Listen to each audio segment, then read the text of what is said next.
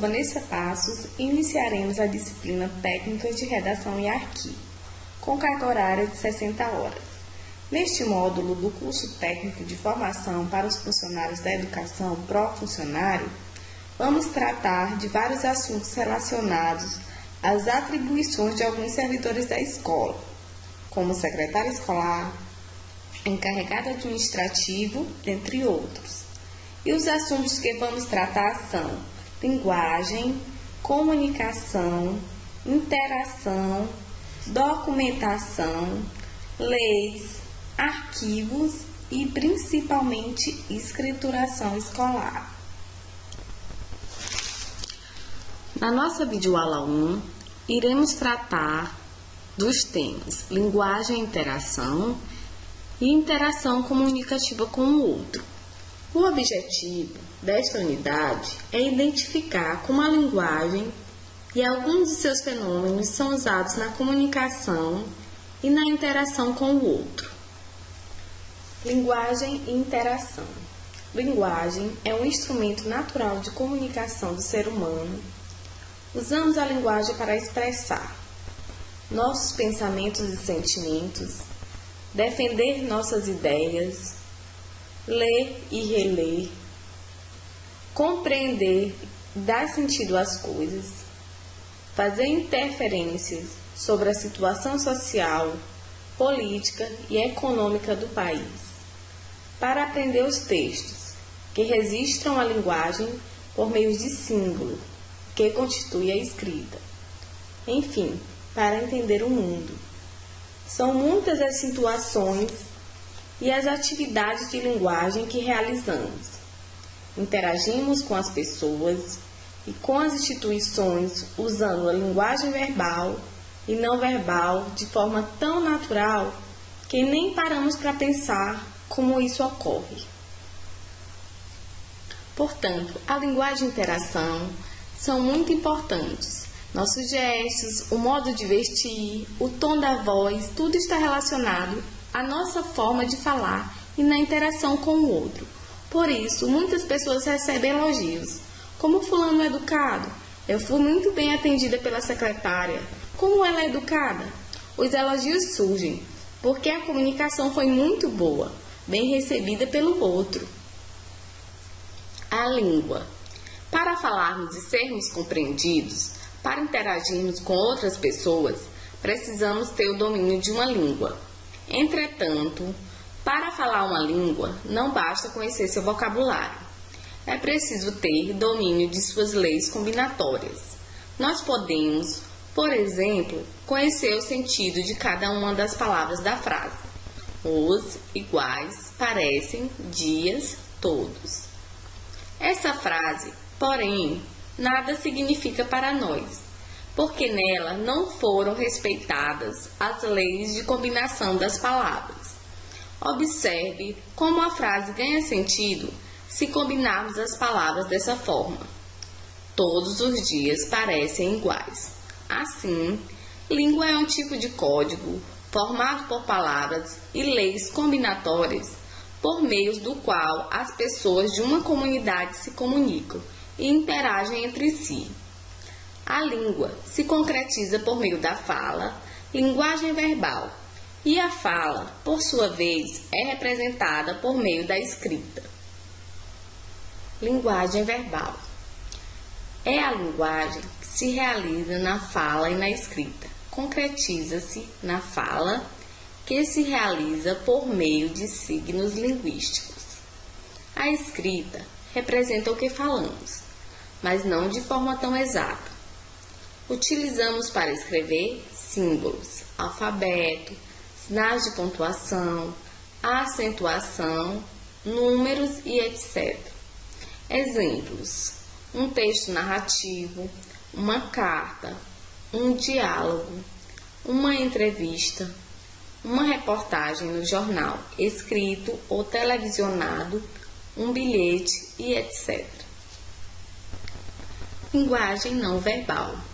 A linguagem não verbal é constituída por gestos, desenhos, postura corporal, tom de voz, entre outras maneiras.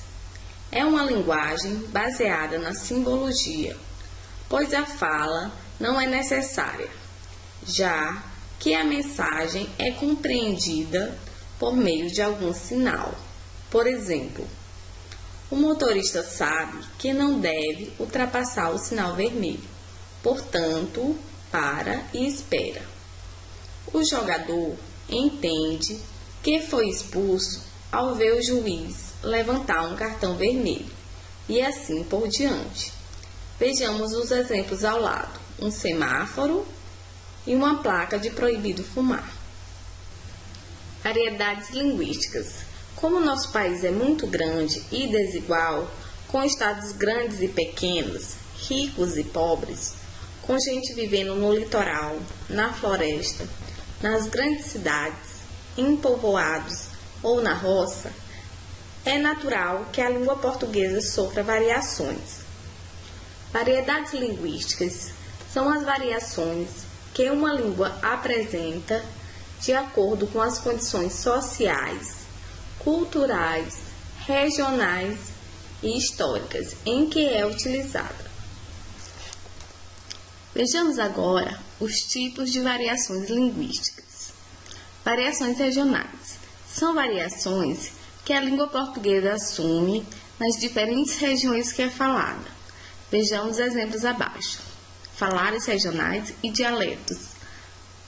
No exemplo 1, essa estrada vai para São Paulo? Não sei, doutor, mas se ela for, vai fazer uma falta danada para nós. No exemplo 2, temos um gaúcho e um mineiro. Na minha terra só tem macho. Olha, na minha terra é metade macho e metade fêmea. Nós estamos achando é bom demais. Vejamos, portanto, mais um tipo de variedade linguística. É a variação social. Esta refere-se às formas da língua empregada pelas classes ou grupos sociais. Relaciona-se a fatores genuinamente sociais: gênero, idade, identidade étnica, classe social, grau de escolarização, profissão. No exemplo 1, percebemos uma linguagem estritamente profissional. E no exemplo 2, percebemos uma linguagem ligada a uma identidade étnica. Outro tipo de variação linguística é a variação histórica. Esta refere-se aos estágios de desenvolvimento de uma língua ao passar do tempo. Vejamos o exemplo abaixo. Chora, menina, chora. Chora porque não tem vintém. Menina que está na roda, parece toleirona, bobona. Nesses versos, há duas palavras que caíram em desuso: vintém e toleirona. Vintém é uma moeda de pouco valor. Toleirona é uma pessoa tola, bobalhona. E por último, temos a variação situacional. É a capacidade que tem o mesmo indivíduo de empregar as diferentes formas em situações comunicativas diversas, procurando adequar a forma e o vocabulário à situação. No trabalho, na escola, com os amigos, com a família, em solenidades, no mundo virtual e etc. É importante destacar que essa variação liga-se intimamente ao grau de formalidade. Considerações importantes sobre variações linguísticas. Todas as variações linguísticas estão presentes tanto na língua falada quanto na escrita. Podemos, inclusive, encontrar as variações linguísticas em diferentes contextos de produção escrita. Tipos: a variedade padrão ou língua padrão é a variedade de maior prestígio social. E a variedade não padrão são todas as variedades linguísticas diferentes da língua padrão. As pessoas que dominam a linguagem não padrão muitas vezes são estigmatizadas, ou seja, são tratadas com preconceitos e desrespeito, o que não deveria acontecer, pois rotular com certos adjetivos as pessoas que não dominam uma linguagem dita padrão é um grande equívoco. Continuamos com as considerações importantes sobre variações linguísticas. É importante compreender as variações linguísticas para melhor usar a língua em diferentes situações. Quando estamos exercendo um papel social no qual lidamos com o público, é necessário que nossa forma de falar seja clara e objetiva. Quando escrevemos, dependendo do gênero textual, precisamos usar a variedade padrão, principalmente redação oficial e escrituração escolar. Preconceito linguístico. O idioma pode ser um instrumento de dominação e discriminação social. Devemos, por isso, respeitar as linguagens pelos diferentes grupos sociais. Do ponto de vista linguístico, não existe uma variedade linguística melhor ou mais correta do que a outra. Mesmo que uma variedade linguística seja bastante diferente da norma padrão, ela será boa se permitir aos seus falantes se comunicar e interagir entre si de modo eficiente. Competência comunicativa. A competência comunicativa de uma pessoa lhe permite saber adequar sua fala dependendo do seu interlocutor.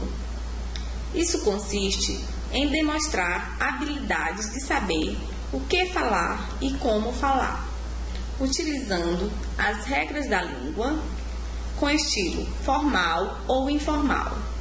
Vejamos os exemplos abaixo. Exemplo 1. Conversa formal com pessoas desconhecidas. Senhor, por favor, pode me informar o local das matrículas? Exemplo 2. Conversa informal entre amigas. Mulher, tu vai para onde sábado? Vejamos, portanto, que no exemplo 1, a comunicação, por causa da situação e da não familiaridade, foi formal. Já no exemplo 2, como o nível de familiaridade com o interlocutor foi maior, a fala foi mais informal. Gêneros textuais. Na interação do cotidiano, usamos diferentes formas de comunicação, sejam elas orais ou escritas. Gêneros textuais da oralidade são situações de conversação com falas bem marcadas. Exemplo: em uma situação de atendimento dizemos: bom dia, o que a senhora deseja? E ela responde: a senhora pode me informar a data das matrículas? Esse tipo de situação se repete com outras pessoas e com variação do discurso todos os dias nesse contexto de trabalho. A essa configuração podemos chamar de gênero textual da oralidade. Gêneros textuais da escrita. São documentos que têm configurações bem marcadas, têm função social porque desempenham um papel social. Exemplos: memorando, declaração, histórico, relatório, ata, atestados médicos, folhas de ponto. É por meio dos gêneros da oralidade e da escrita que nos comunicamos e damos sentido às atividades sociais. Interação e comunicação com o outro. Na escola, a interação interpessoal ocorre o tempo todo, com todos os papéis sociais. O diretor lida com os professores, alunos, pais e o pessoal da secretaria. Os professores lidam o tempo todo com os alunos. Assim, quando se lida com pessoas estabelecendo uma interação face a face, precisamos atentar para alguns procedimentos. a cordialidade, a ratificação com o outro, explicações claras e objetivas, bom atendimento. É tudo o que esperamos de uma pessoa que esteja exercendo o papel de lidar com o público. Para que isso ocorra, devemos prestar atenção à solicitação do outro, sabendo ouvir com paciência. Tentar atender as pessoas sem privilégios. Não discriminar as pessoas por causa de sua forma de falar, de vestir ou por causa de racismo. Entender que a comunicação se dá em se adaptar às situações, ao tema e às pessoas envolvidas. Perceber que qualquer informação da parte de quem faz um atendimento depende do conhecimento sobre o outro. Evitar mal-entendidos para que não ocorram ruídos na comunicação. Concentrar-se na interação, ouvindo o outro com atenção. Vamos ler o texto e refletir um pouco sobre interação e comunicação. A palavra que Deleuze emprega. Linguagem empresarial usa termos em evidência e garante muita posse, mas não raro diz pouco, nada ou permite interpretações diferentes da desejada. Por Luiz Adonis Valente Correia. Fazendo uma reflexão sobre o texto, percebemos que a comunicação empresarial é muitas vezes um fator de imprecisão, de mal-entendidos, e muitas pessoas acreditam que todos estão falando a mesma língua, mas é uma língua desprovida de significado, que ou não dizem nada ou permitem diversas interpretações. Erros básicos na comunicação. Comunicação é chique, contabilidade não. No entanto, há 2 erros básicos na comunicação no âmbito administrativo que são indispensáveis para a contabilidade. Primeiro, utilizar a mesma palavra para definir coisas diferentes. Segundo, utilizar palavras diferentes para definir a mesma coisa, justamente por conta dos modismos e comunicação. Atender aos modismos administrativos faz a comunicação oscilar e a organização vacilar. Por exemplo, atualmente não é raro as empresas chamar o empregado de colaborador. Essa denominação é muito imprecisa, pois todos na empresa são colaboradores, terceirizados, clientes, fornecedores, e essa prática empresarial dificulta, portanto, a comunicação. Encerramos aqui a nossa aula 1 da disciplina Técnicas de Redação em Arquivos. Bons estudos!